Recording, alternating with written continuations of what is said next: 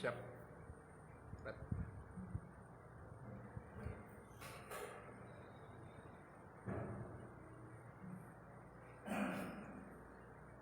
Bismillahirrahmanirrahim.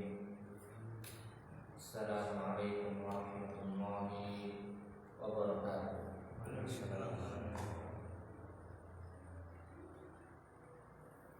Alhamdulillah, wassalatu wassalamu ala Rasulillah wa ala alihi wa sahbihi wa man sara ala nahjihi ila yaumil qiyamah. Amma ba'd. Qala Allah Ta'ala fi kitabil karim yusi bittaqwa. Ya Allah Subhanahu wa Ta'ala mewasiatkan agar kita senantiasa untuk menjaga dan berusaha di atas ketakwaan kepada Allah Azza wa Jalla. Ya ayyuhalladzina amanu taqullaha haqqa tuqatih wa la tamutunna illa wa antum muslimun. Ya ayyuhan nasu taqu rabbakum alladzi khalaqakum min nafsin wahidah wa khalaqa minha zawjaha wa batha minhuma rijalan katsiran wa nisaa'a wattaqullaha alladzi tasaaluna bihi wal arham innallaha kana 'alaykum raqiban. Ya ayyuhalladzina amanu taqullaha wa qulu qawlan sadida yuslih lakum a'malakum wa yaghfir lakum dhunubakum wa may yuti'illaha wa rasulahu faqad faza fawzan 'azima. Amma ba'd. Fa inna asdaqal kalami kalamullah wa khairal hadi hadi Muhammadin sallallahu alaihi wasallam wa syarrul umuri muhdatsatuha fa inna kulla muhdatsatin fid din bid'ah wa kulla bid'atin dhalalah wa kulla dhalalatin finnar. Ma'asyiral muslimin dan muslimah yang semoga senantiasa dalam rahmat dan taufik Allah Azza wa Jalla.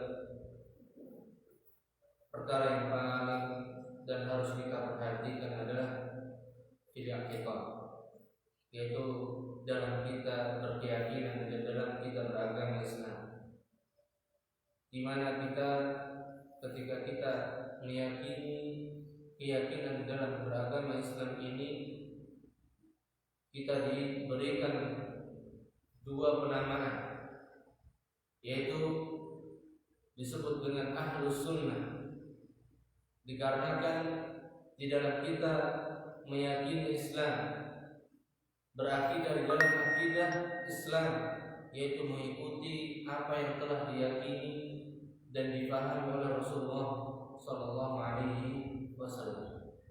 Maka dengan itu disebut sebagai ahlus sunnah, yaitu yang mengikuti sunnah dari Nabi kita Muhammad Sallallahu Alaihi Wasallam. Dan yang kedua yaitu ahlul jamaah, di mana kita di dalam meyakini akidah, keyakinan kita di dalam beragama Islam harus mengikuti para sahabat Rasulullah Muhammad sallallahu alaihi wasallam. Maka dengan itulah kita dinamai dengan ahlul jamaah. Maka ahlus sunnah wal jamaah, maka mereka adalah orang-orang yang berusaha menetapi sunnah dari Nabi Muhammad sallallahu alaihi wasallam dan juga sunnah dari para sahabat Rasulullah Muhammad sallallahu alaihi wasallam.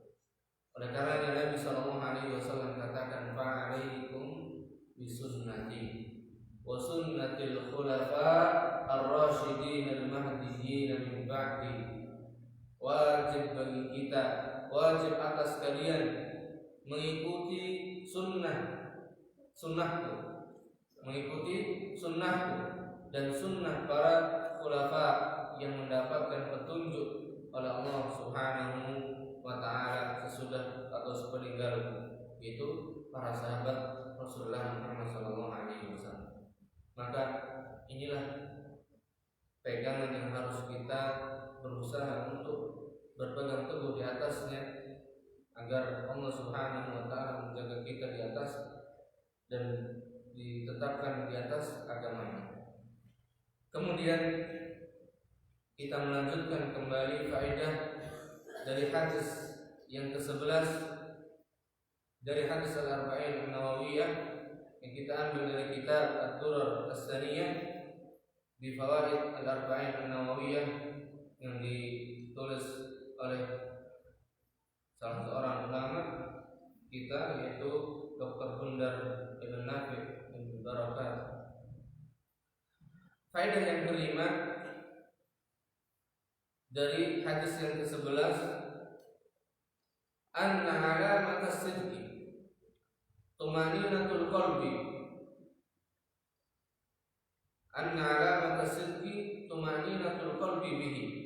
Jadi faedah dari hadis yang ke-11 yaitu da'ma yaribu, tinggalkan apa saja yang meragukanmu, ila ma la yaribu, kepada apa yang tidak meragukanmu, berarti kepada yang yakin. Dan faedah di sini yang kelima, bahwasanya tanda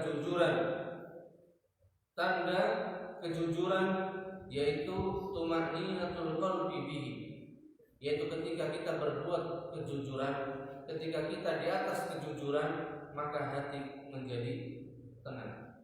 Maka hati kita menjadi tenang. Wa alamatul kadhibi husulur ribati, dan tanda kedustaan adalah didapatinya keraguan di dalam hati. Hati akan menjadi ragu, hati akan senantiasa dalam kebimbangan dan keraguan ketika kita berada di atas kedustaan. Fala taskunul qulub ilaihi, maka hati tidak akan pernah merasa tenang kalau dia berada di atas apa? Kedustaan. Bal tanfiru anhu, bahkan hati akan selalu mengingkari dan menjauh darinya. Liqaulihi sallallahu alaihi wasallam, sebagaimana sabda Nabi sallallahu alaihi wasallam, fa inna sidqa tumaninatun, karena kejujuran itu akan membawa ketenangan. Wa innal kadhiba ribatun, dan kedustaan itu akan membawa pelakunya kepada kekhawatiran dan keraguan-raguan.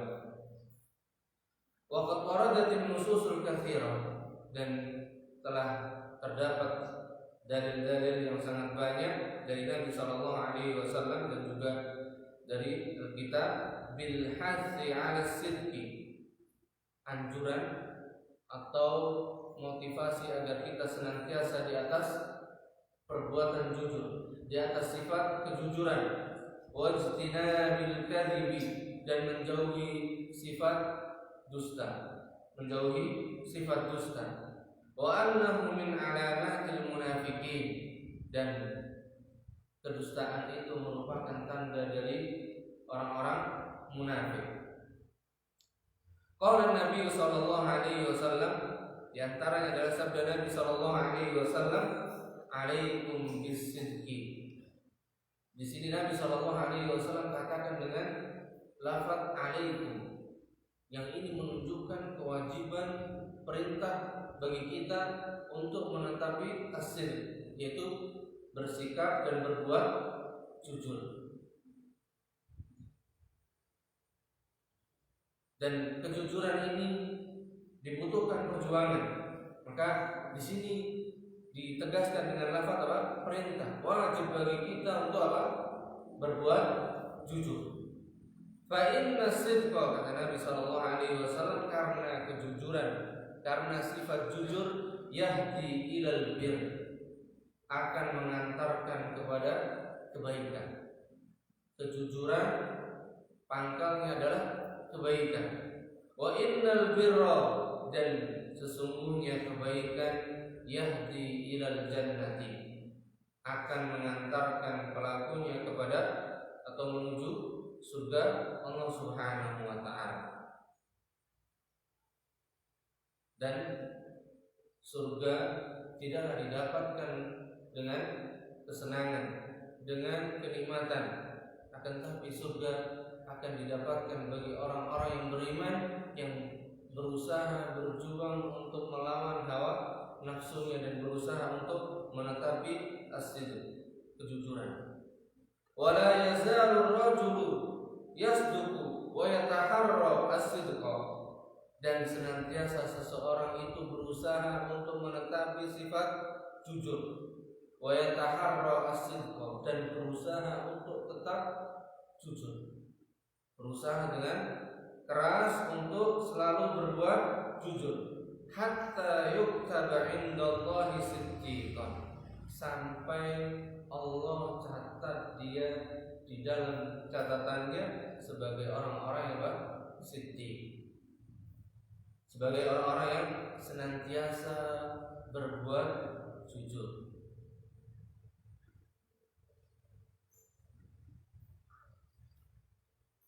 Jadi ketika kita menghendaki Allah ridho kita sebagai orang yang jujur, maka syaratnya, kuncinya yaitu apa? Wala yazalur rajulu yasduq, seseorang itu senantiasa di atas kejujuran, wa yataharras sidq, dan berusaha dengan sekuat tenaga untuk selalu bersikap jujur.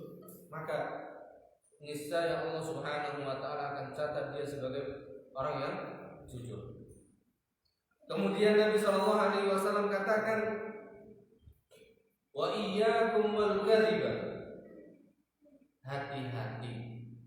Di sini Nabi sallallahu alaihi wasallam katakan wa iyyakum, waspada, hati-hati, karena hawa nafsu kita senantiasa mengajak kita untuk berbuat dusta.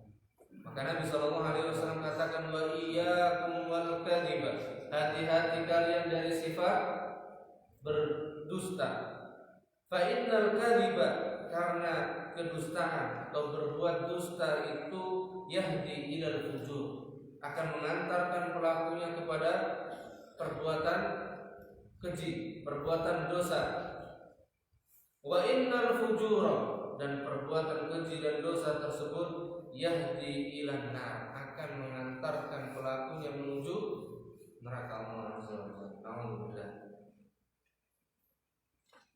Kemudian Nabi sallallahu alaihi wasallam katakan wala yazalur rajulu yakdzibu, dan seseorang itu akan senantiasa berada di atas kedustaan, wa yataharras sidq, dan berusaha terus mengulang apa?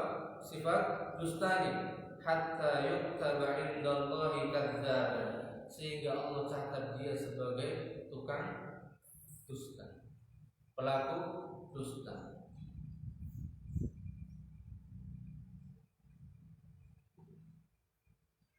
Dan di antara tanda sifat orang munafik, Nabi sallallahu alaihi wasallam bersabda, wa qala alaihi salatu wassalam, ayatul munafiqi thalathun, ciri-ciri orang-orang munafik. Ciri orang munafik ada 3. Idza haddatsa kadzab, ketika dia berbicara, pembicaraannya, perkataannya adalah dusta. Wa idza wa'ada akhlafa, apabila dia berjanji maka dia mengingkari.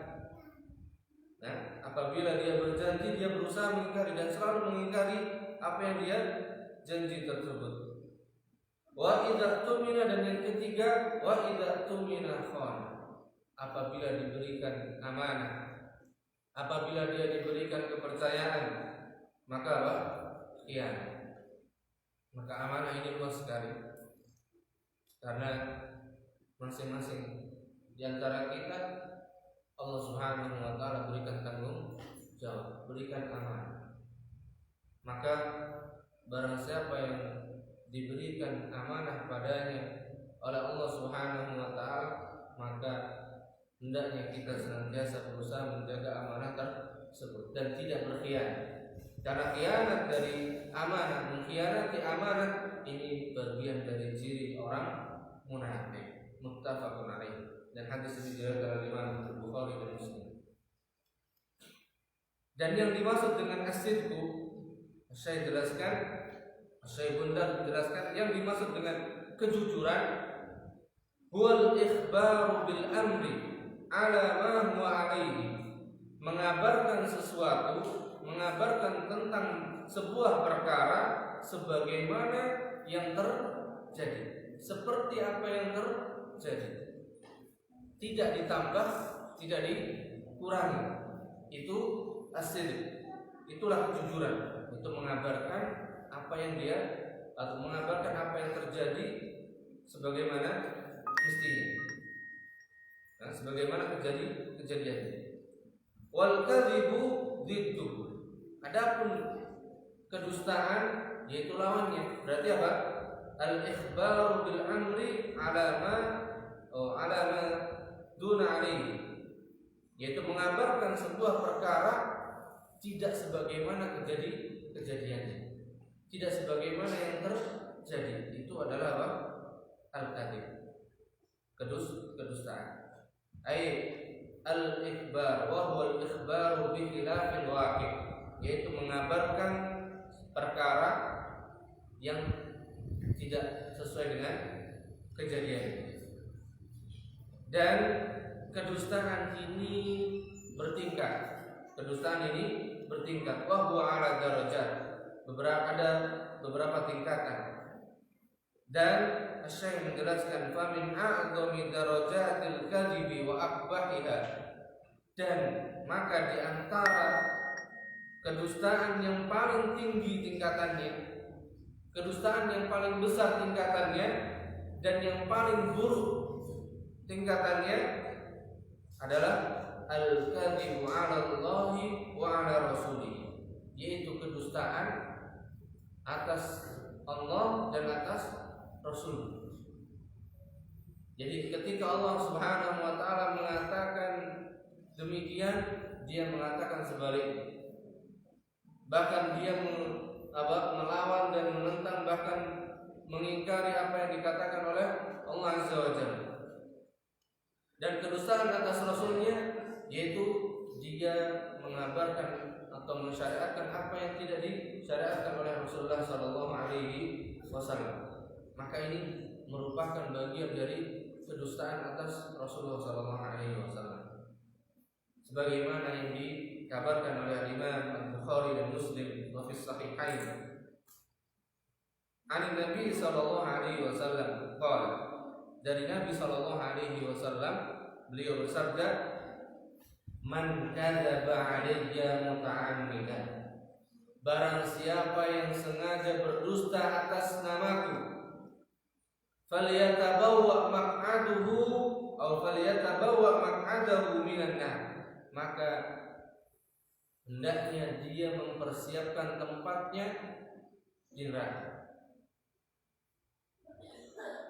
Jadi barang siapa yang berdusta atas namaku, yaitu membuat syariat, membuat sunnah, membuat tata cara yang tidak pernah diajarkan, yang tidak pernah disyariatkan oleh Nabi kita Muhammad sallallahu alaihi wasallam, dan mengatakan itu merupakan bagian dari syariat dari Nabi Muhammad sallallahu alaihi wasallam, maka kata Nabi sallallahu alaihi wasallam, falyatabawwa maq'adahu minan nar, maka hendaknya dia ambil tempat di neraka. Orang yang demikian Nabi sallallahu alaihi wasallam mengancamnya dengan apa? Tempat di neraka. Dan ini adalah kedustaan yang paling tinggi tingkatannya dan yang paling buruk. Yang paling buruk.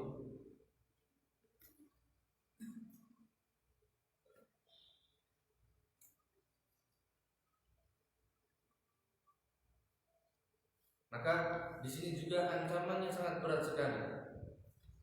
Makanya Nabi sallallahu alaihi wasallam mengatakan di dalam sebuah riwayat, saya kunu fi ummati talatan wa sab'ina firqatan, akan terjadi pada umatku 70 tiga golongan. Atau sataftariqu ummati ala 73 firqatan.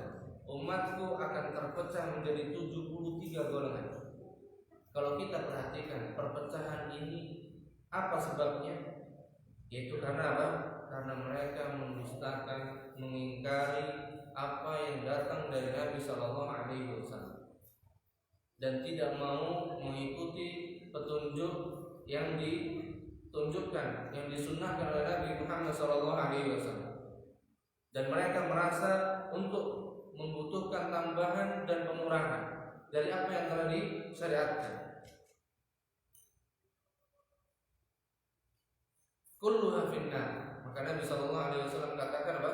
Semua yang 73 itu berada tempatnya di neraka. Illa wahidah, kecuali satu.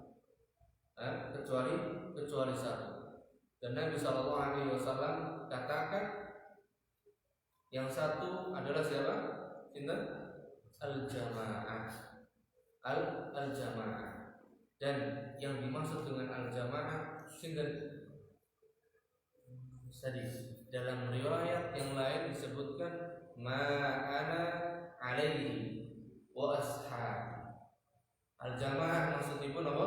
Kata Nabi Shallallahu Alaihi Wasallam dalam riwayat yang lain, ma'ana alaihi, apa yang aku berada di atasnya, agama yang aku menetapinya, wa ashabi, dan juga para sahabat, apa yang aku dan para sahabatku beragama dengannya. Inilah yang dimaksud apa? Al-jamaah. Maka untuk bisa tetap di atas istiqomah, di atas sunnah Nabi Shallallahu Alaihi Wasallam, maka ini apa? Butuh kepada sifat apa? As-sidq, kejujuran. Karena kalau tidak jujur, ya kita akan berusaha mengingkari apa yang dikatakan dan ditunjukkan oleh Nabi kita Muhammad Shallallahu Alaihi Wasallam. Wa minha, dan diantara tingkatan kedustaan ini, yaitu al-kadhibu 'ala al-atfal. Saya memberikan permisalan di sini di antara tingkatan kedustaan, yaitu berdusta kepada anak-anak. Berdusta kepada anak-anak. Nah, faqad ruya 'an Nabi atau faqad rawa Abu Dawud, telah diriwayatkan oleh Al-Imam Abu Dawud, anna imra'atan kanat 'inda Nabi sallallahu alaihi wasallam. Ada seorang wanita yang berada di sisi Nabi sallallahu alaihi wasallam, di dekat Nabi sallallahu alaihi wasallam. Fada'at ibnan laha, kemudian wanita atau ibu tersebut memanggil seorang anak, seorang anaknya, hendak dia memberi sesuatu. Ibu tersebut memanggil dan hendak memberi sesuatu. Kemudian Nabi Shallallahu Alaihi Wasallam bersabda, faqala alaihi salatu wassalam, ma aradti an tu'tiyahu. Memangnya kamu hendak mau kasih apa sama anak tersebut? Apa yang hendak engkau berikan kepada siapa? Anak tersebut. Qala, maka ibu tersebut katakan, atau wanita tersebut mengatakan, tamran, aku akan memberinya sebuah kurma. Qala, ama innaka law lam tu'tihi syai'an, kalau kamu tidak berikan sesuatu padanya, kutibat alaihi kidbatan, maka Allah Subhanahu wa taala akan catat atasmu satu kedustaan. Allah akan mencatat apa? Satu kedustaan. Dan ini menunjukkan bahwasanya ketika kita manggil anak-anak dan atau mau memberi mereka, nanti sini, nanti tak kasih, maka harus apa? Harus dikasih. Karena apa? Ketika tidak dikasih, maka ini Allah Subhanahu wa taala akan catat atasnya untuknya satu kedustaan. Kemudian Syekh menjelaskan juga di antaranya wali anna fil kadhibi alaihi, dikarenakan berdusta kepada anak-anak tersebut, ta'widuhum alaihi, maka ini kita sudah ngajari mereka untuk berbuat dusta. Dengan kita tidak memberi saat kita tadi manggil mau menjanjikan sesuatu, kemudian kita tidak memberi, maka ini kita sudah mengajarkan mereka untuk berbuat apa? Dusta. Wa mumarasatihi, dan mengajari mereka, wastighasatihi, dan menjadikan anak-anak kita tersebut nanti apa? Ingin coba dan membiasakan untuk berdusta. Dan apa? Kecanduan atau ketagihan untuk mencoba melakukan kedustaan. Maka ini diantara tingkatan perbuatan dusta.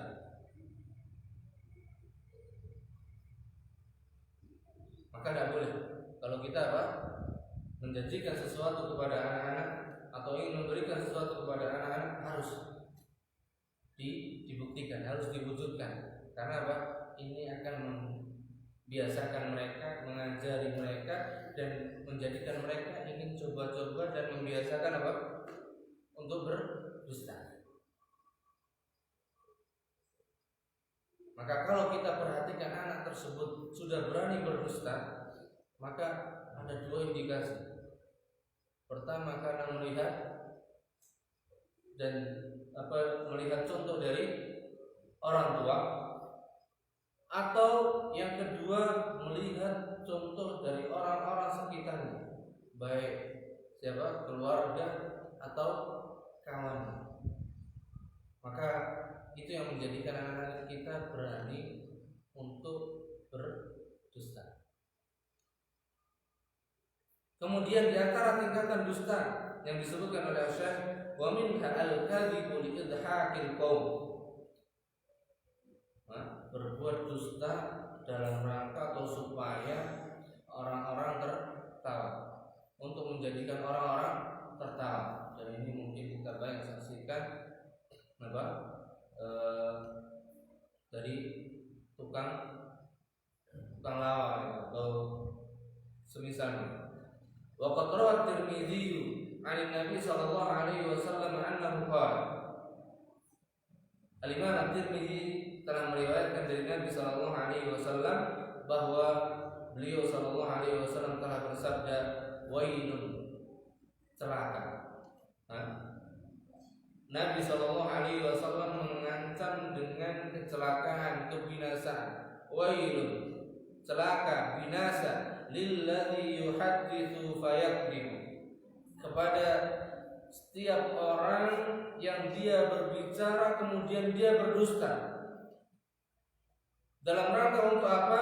Liyudhika bihil qaum, untuk menjadikan kaum tersebut tertawa dengan ucapannya. Wailul lahu tsumma wailul lahu. Kemudian Nabi sallallahu alaihi wasallam mengulang kembali, celaka orang tersebut, kemudian celaka, diulang 3 kali. Ancaman bagi kita semuanya yang dia berbicara supaya orang lain tertawa, namun pembicaraan tersebut isinya di dalamnya adalah apa? Kedustaan. Maka ini terlarang. Dan yang terakhir tingkatan yang disebutkan oleh Syekh, al-kadhibu fir ru'ya. Al-kadhibu fir ru'ya, yaitu berbuat dusta dalam penglihatan, baik penglihatan yang dilihat secara langsung atau penglihatan yang dia lihat ketika dia bermimpi. Dia mengatakan bermimpi melihat ini padahal dia tidak mimpi. Maka ini masuk ke dalam tingkatan dusta. Atau dia mengatakan tadi melihat sesuatu sedangkan dia hakikatnya bukan melihat atau tidak melihat, maka ini masuk dalam al-kadhibu fir ru'ya.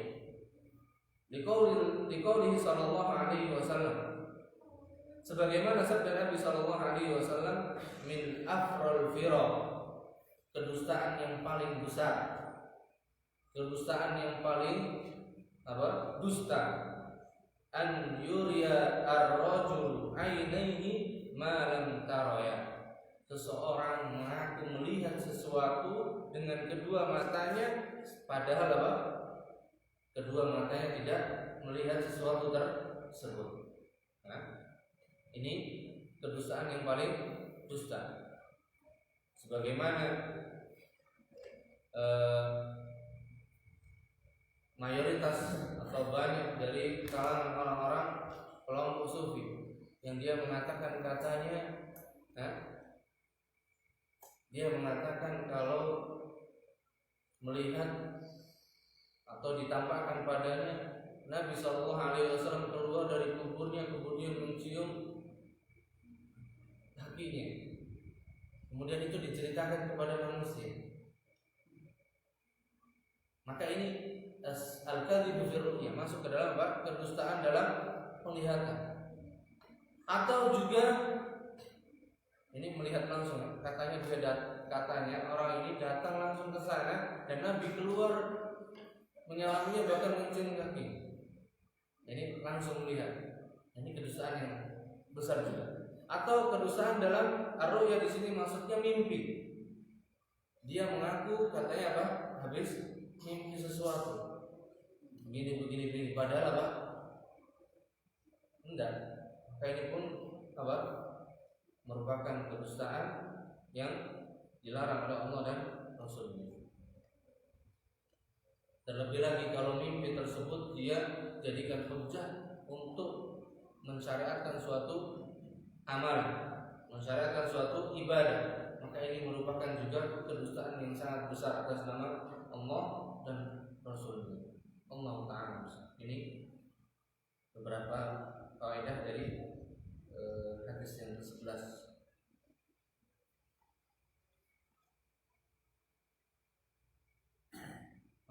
Pada kita yang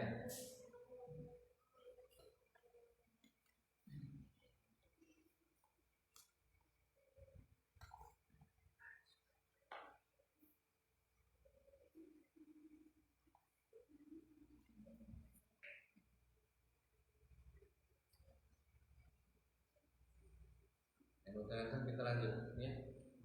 Hadis ke-12. Al-hadits tsani asyar. Al-hadits tsani asyar. Hadis yang ke-12. An Abi Hurairah radhiyallahu anhu qala. Dari sahabat Abu Hurairah radhiyallahu anhu qala, semoga Allah Subhanahu wa taala meridhai beliau.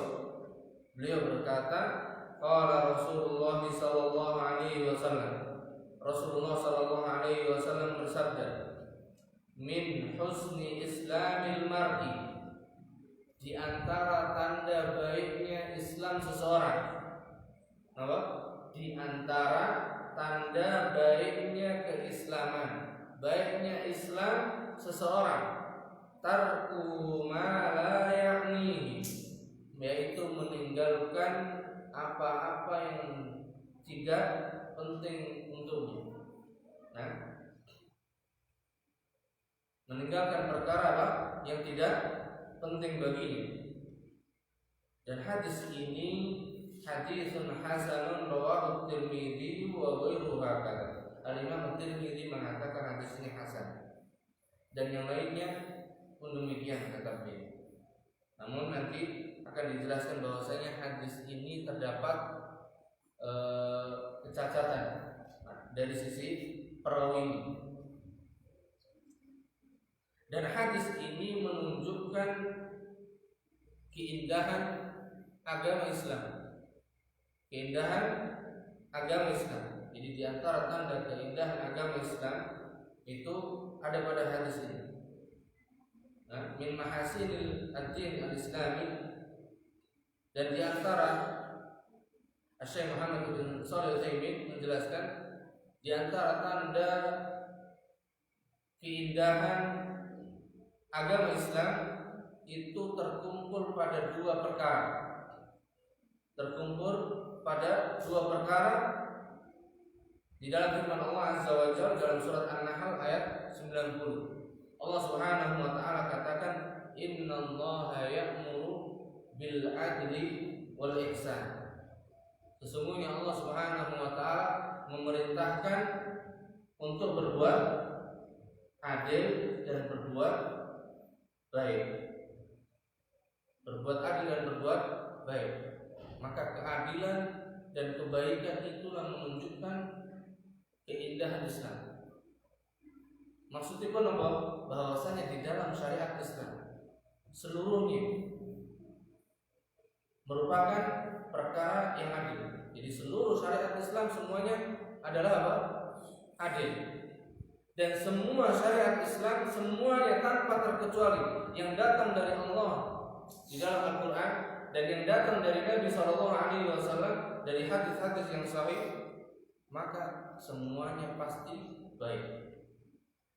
Ini diantara apa? Keindahan agama Islam. Kemudian yang dimaksud dari ma la ya'nihi ay ma la tata'allaqu bihi inayatuhu wa yahtamu bihi, yaitu perkara yang dia atau tidak ada kaitannya dengan perhatian, maksudnya tidak butuh diperhatikan. Maka seorang muslim diantara tanda kebaikannya dia tidak memperhatikan perkara yang apa? Tidak penting, tidak butuh perhatian padanya, maka dia tidak terlalu memperhatikan. Berarti seorang muslim atau diantara tanda baiknya seorang muslim yaitu dia memperhatikan perkara-perkara yang penting, perkara-perkara yang diperintahkan oleh Allah dan perkara-perkara yang diperintahkan oleh Nabi Sallallahu Alaihi Wasallam. Faedah yang pertama,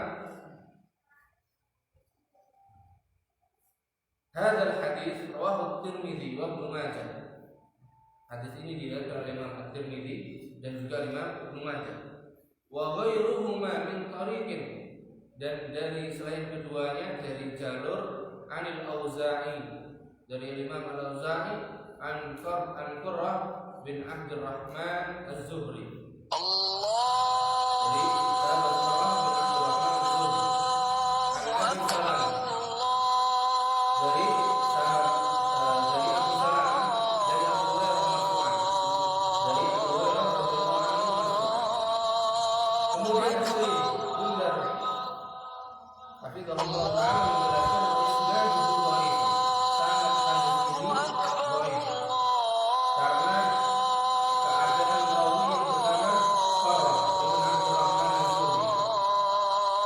Karena diantara yang ini Abu Zur'ah, Abu Hatim, dan juga Imam An-Nasai.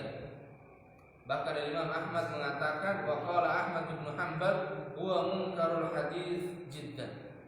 Hadis yang diriwayatkan dari Qurrah ibn Abdurrahman Az-Zuhri itu hadisnya lemah sekali atau mungkar sekali. Wa qala Abu Dawud fi hadisihi nakar, di dalam periwayatannya terhadap hadis Nabi Sallallahu Alaihi Wasallam terdapat apa? Kemungkaran. Dan ini wa alaihi fa inna tahsinul mu'allif lahu fihi nadhar, yaitu mu'allif mengatakan hadis ini hasan, terdapat apa? Kritikan, ada kritikan padanya.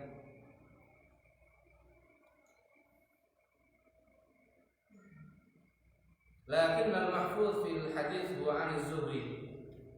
Adapun yang apa? Terjaga atau yang mahfuz dari hadis ini dari yang diriwayatkan oleh Az-Zuhri tadi an Ali ibn Al-Hasan an Nabi sallallahu alaihi wasallam mursalan. Hadis ini diriwayatkan dengan mursal. Maka ini diantara faedah dari sisi hadis, di mana di masa para imam tersebut hadis-hadis ini dikumpulkan dan mengikuti versi ijtihadnya para ulama kita masing-masing. Dan ini pengumpulannya masih masa tadwin, masa pembukuan. Berbeda dengan kita. Kalau di kita ini masa hadis-hadis ini sudah dikumpulkan. Kita tinggal kumpulkan riwayat, kemudian kita tinggal bisa menilai hadis tersebut. Adapun para ulama kita untuk menentukan hadis itu hasan, hadis itu sahih, hadis itu dhaif, maka ini melalui perjalanan yang cukup panjang. Maka diantaranya di sini ada Imam Tirmidzi khususnya, beliau ini sesuai dengan ijtihad beliau, dalam pandangan beliau, dalam ijtihad beliau mengatakan hadis ini hasan. Dan kadang pula beliau katakan hadis tersebut dhaif.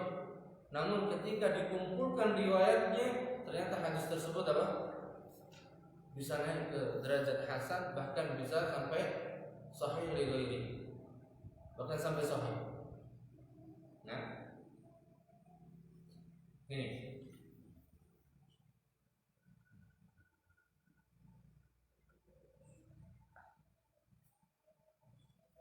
dan yang diriwayat pada Imam Malik, yang diriwayatkan oleh Imam Malik, qala Ibnu Rajab kata rawahu thiqat an Zuhri minhum Malik fil Muwatta, di mana riwayat tersebut menyebutkan bukan min husni islamil mar'i, akan tapi min imanil mar'i, tanda keimanan seseorang, tarku ma la ya'nihi, dia meninggalkan perkara yang tidak penting. Di antara tanda keimanan seseorang adalah apa? Dia meninggalkan perkara yang tidak penting di dalam agamanya. Meninggalkan perkara yang tidak penting dalam agamanya. Dan ini dikuatkan oleh banyak para ulama kita. Namun yang paling kuat hadis ini wasahih fihi al-mursal. Hadis ini riwayatnya mursal. Namun yang paling penting di faedah dari hadis ini yaitu yang kedua, hadzal haditsu aslun azimun min usulil adab, min usuli al-adab.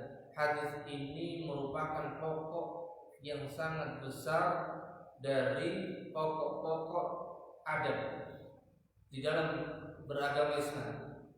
Pokok dalam apa?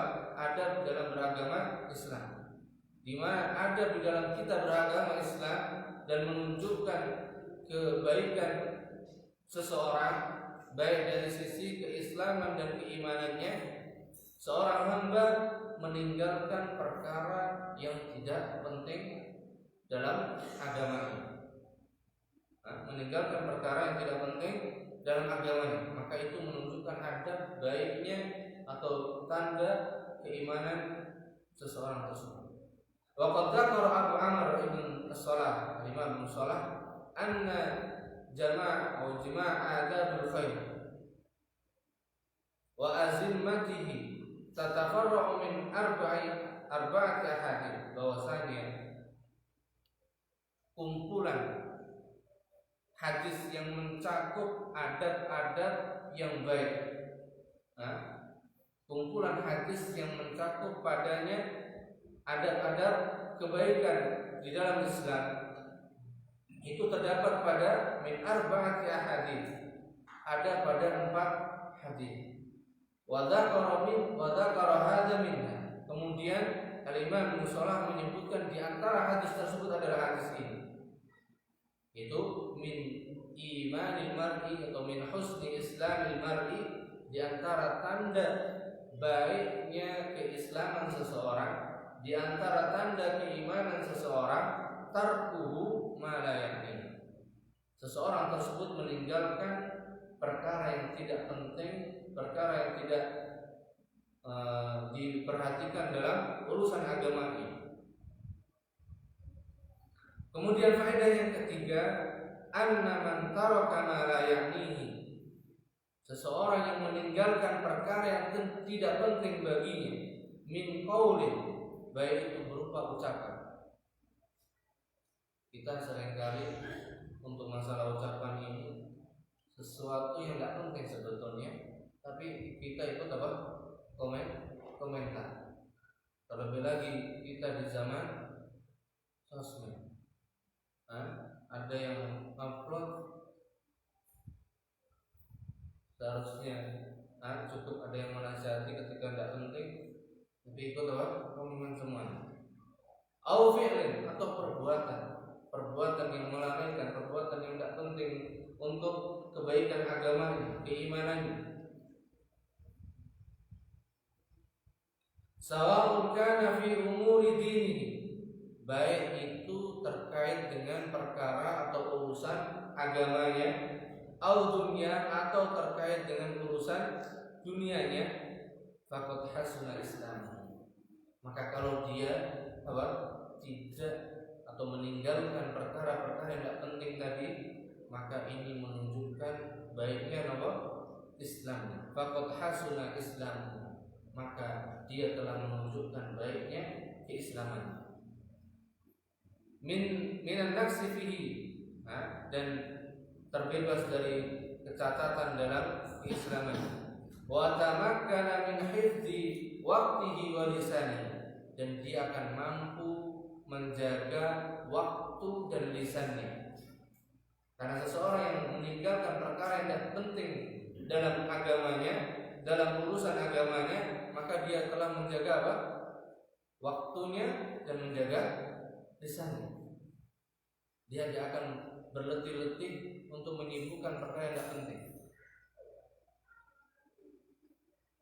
Wa hasala lahu tuma'ninatul qalbi wa rahatu al-bal, dan dia akan mendapatkan ketenangan hati. Wa hasala lahu, dia akan mendapatkan tuma'ninatul qalbi, ketenangan hati, wa rahatul bal, dan jasadnya pun akan tenang, akan nyantai, tidak pusing, tidak sibuk, tidak letih dengan sibuknya perkara-perkara yang tidak penting dalam urusan agamanya. Nah, seperti dalam perbuatan di sini bisa dicontohkan dalam permisalannya, yaitu kita sibuk dengan amalan-amalan yang tidak dicontohkan oleh Rasulullah SAW. Dan kita hanya sibuk dan berusaha memperhatikan apa yang diajarkan oleh Rasul. Karena apa? Kalau kita perhatikan apa yang telah ditunjukkan, apa yang telah disunnahkan oleh Rasulullah SAW, banyak yang belum kita amalkan. Tapi giliran untuk amalan yang tidak diajarkan oleh Rasulullah, malah kita perhatikan. Maka barang siapa yang mampu meninggalkan perkara-perkara tersebut dan menyibukkan diri dengan apa yang disunnahkan kalian Rasulullah SAW, maka ini menunjukkan baiknya Islam, baiknya keislaman. Wa qad ru'iya ba'du shalihin, dan telah ditampakkan pada sebagian orang-orang saleh, yatahallalu wajhuhu, jadi wajahnya itu mengucapkan tahlil, mengucapkan la ilaha illallah inda maradil maut, ketika beliau atau ketika seorang saleh ini menjelang sakaratul maut. Allah mudahkan beliau untuk mengucapkan kalimat la ilaha illallah. Karena seseorang yang ketika menjelang sakaratul maut kemudian mampu mengucapkan la ilaha illallah itu tidak semua hamba, tidak semua kita yang dimudahkan untuk mengucapkan la ilaha illallah ketika sakaratul maut ini hanya hamba Allah yang dikehendaki. Maka beliau ditanya, fasu'ila an dzalik, kemudian ditanyakan tentang perihal itu. Faqala, kemudian berkata, ma min amalin awsaqu indi min khaslatain. Kemudian orang tersebut ditanya, apa yang menyebabkan engkau mampu atau dimudahkan untuk mengucapkan la ilaha illallah ketika menjelang sakaratul maut, atau ketika sakit yang menjelang atau yang menyebabkan kematiannya itu. Maka beliau mengatakan, ma min amalin awsaqu indi min khaslatain, tidak ada amalan yang paling aku andalkan kecuali dua amalan.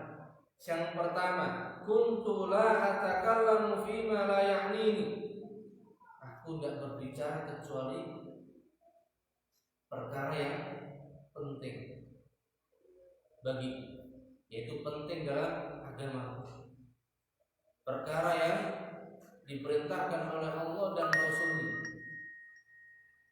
Dan Nabi SAW mengatakan di antara tanda baiknya keimanan seseorang, falyaqul khairan aw liyasmut, aw man kana yu'minu billahi wal yawmil akhir falyaqul khairan aw liyasmut. Barang siapa yang dia beriman kepada Allah dan hari akhir, maka hendaknya dia berkata baik, atau diam. Dan beliau mengatakan bahwasanya amalan yang paling aku andalkan adalah ketika penting aku mau berbicara, kalau tidak penting aku diam. Ini makna kuntu la atakallam, aku tidak akan berbicara fima la ya'nini, pada perkara yang tidak penting bagiku, itu tidak penting dalam agama. Kemudian amalan yang kedua, wa kana qalbi saliman lil muslimin, hatiku selamat dari hasad, iri, dengki kepada saudaraku kaum muslimin. Ketika ada saudara kita atau ada saudara beliau yang muslim yang mendapatkan nikmat, maka beliau tidak hasad, tidak iri. Ini makna qalbi saliman, hatiku selamat dari hasad, iri, dengki kepada kaum muslim.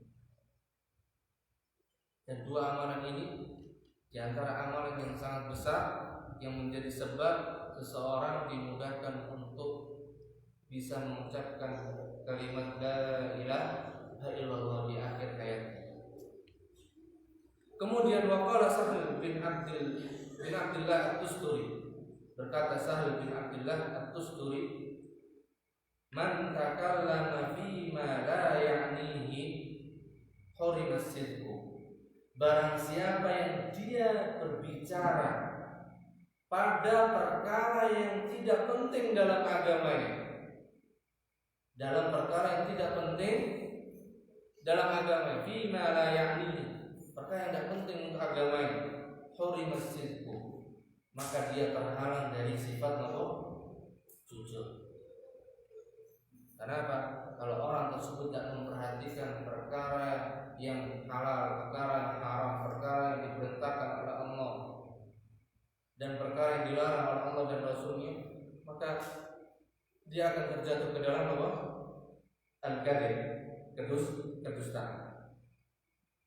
Kemudian waqala Ma'ruf al-Qarqi, berkata Imam Ma'ruf al-Qarqi, kalamul 'abdi fima la ya'nihi, seorang hamba yang dia terbiasa dengan ucapan atau perkataan yang tidak penting dalam urusan agamanya,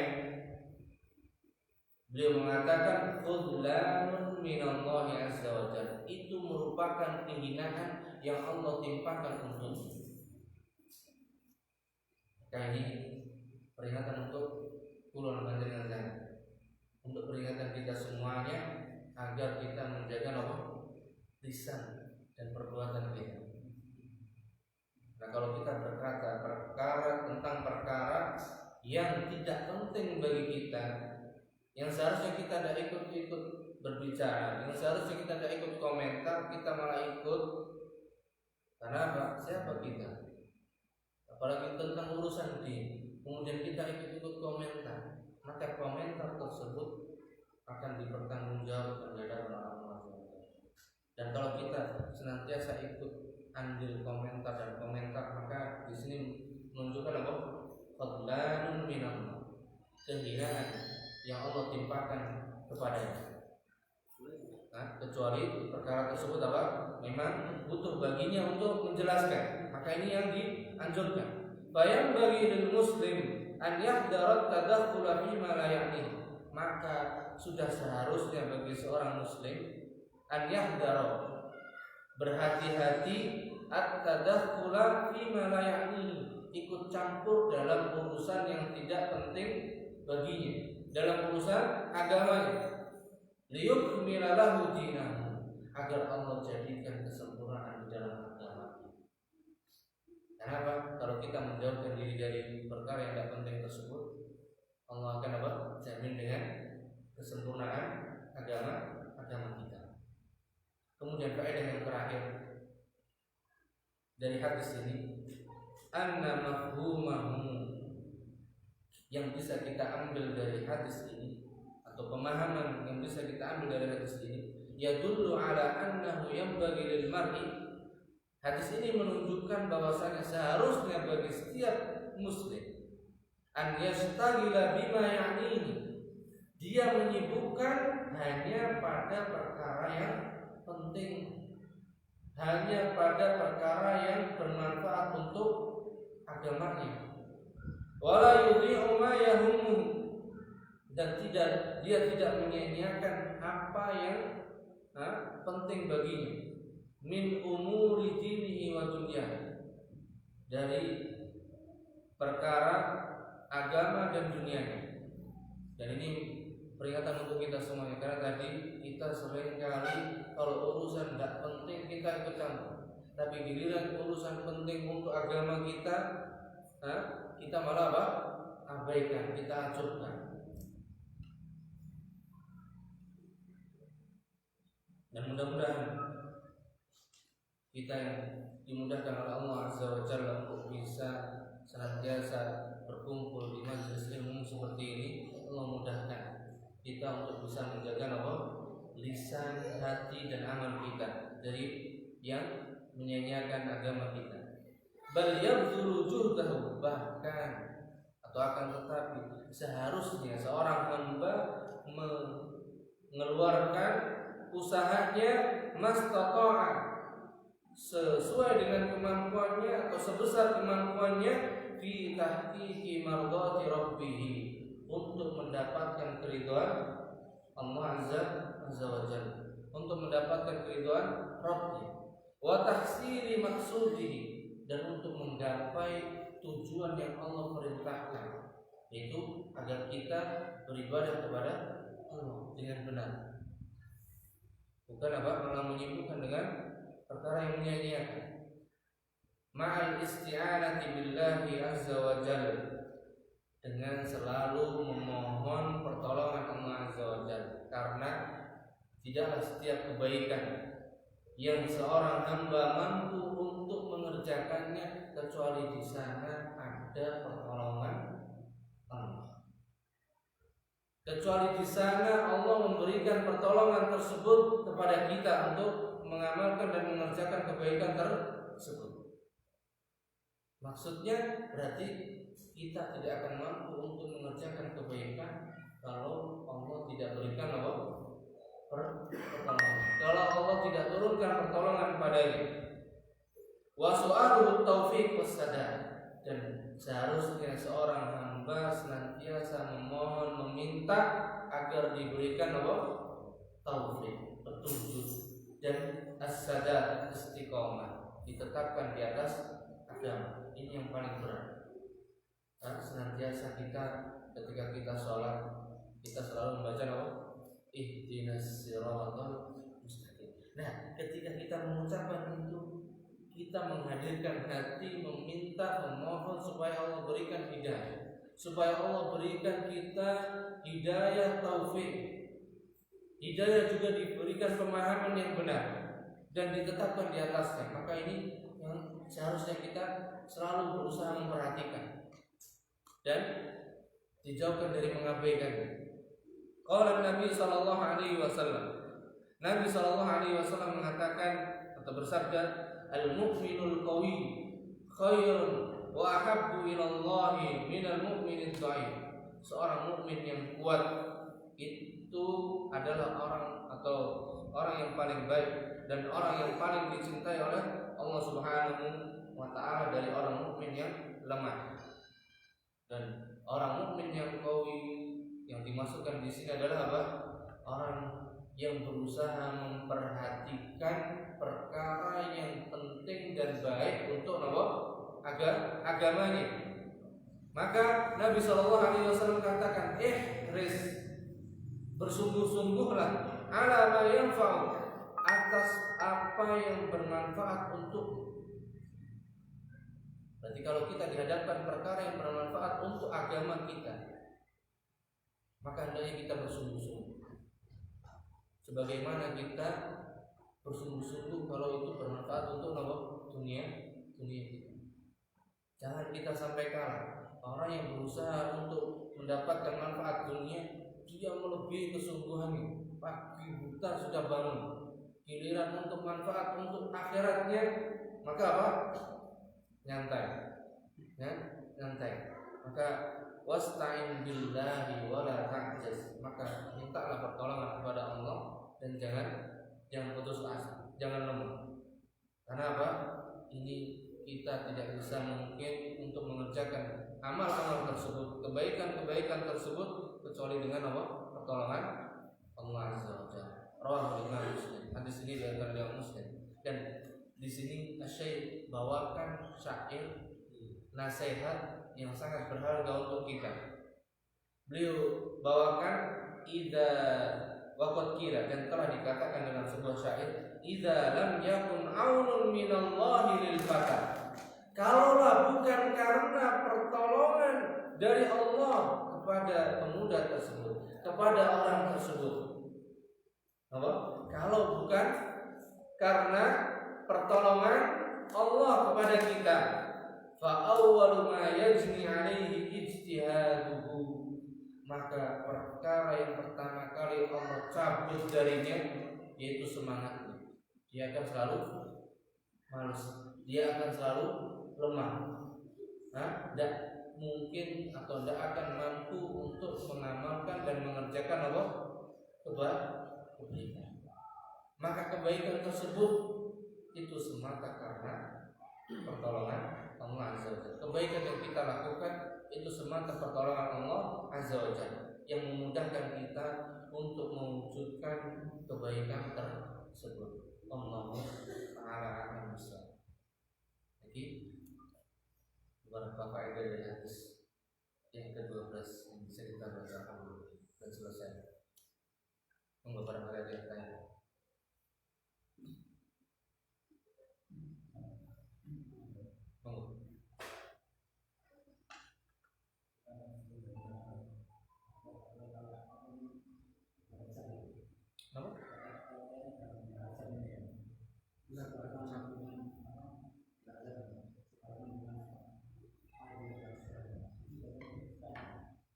Nah, masuk di sana kalau kita ikut menyebarkan berarti kita tidak meninggalkan perkara yang tidak penting untuk agama kita. Berarti kita ikut andil untuk menyebarkan perkara yang tidak penting untuk agama kita, bahkan memudaratkan untuk agama kita.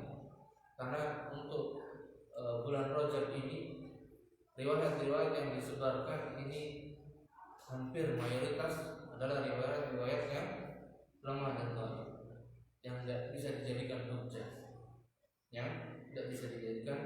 padanya.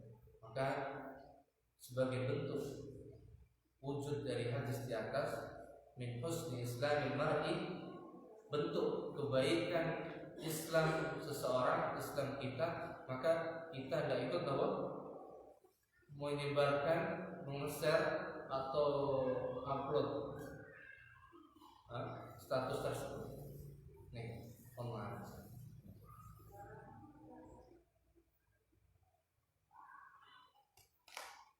Adapun bulan Rajab ini bulan diantara salah satu bulan yang dimuliakan oleh Allah Azza wa Jalla. Maka amalan apapun, tanpa mengkhususkan amalan apapun yang kita kerjakan, baik puasa Senin, Kamis, atau seperti sekarang ini masih masuk puasa Ayyamul Bid, puasa Ayyamul Bid, maka ini Allah akan lipat gandakan melebihi bulan yang lain. Itu diantara keutamaan bulan Hurum, bulan-bulan yang disucikan oleh Allah Azza wa Jalla. Fiha arba'atul hurum, diantaranya ada 4 bulan yang suci, yaitu bulan Rajab diantaranya. Maka adapun pengkhususan amal-amal yang disebarkan tadi itu, maka ini Nggak ada penolakan. Mungkin ini yang bisa kita bahas pada malam hari ini. Mudah-mudahan Allah Subhanahu wa Ta'ala senantiasa memberikan taufik kepada kita dan menjaga hati dan lisan kita agar Allah Subhanahu wa Ta'ala senantiasa menjaga di atas agamanya dan istiqomah di atasnya, dan juga Allah wafatkan kita di atas Islam. Wassalamualaikum warahmatullahi wabarakatuh. Subhanakallahumma wa bihamdik, asyhadu an la ilaha illa anta, astaghfiruka wa atubu ilaik. Wassalamualaikum warahmatullahi wabarakatuh.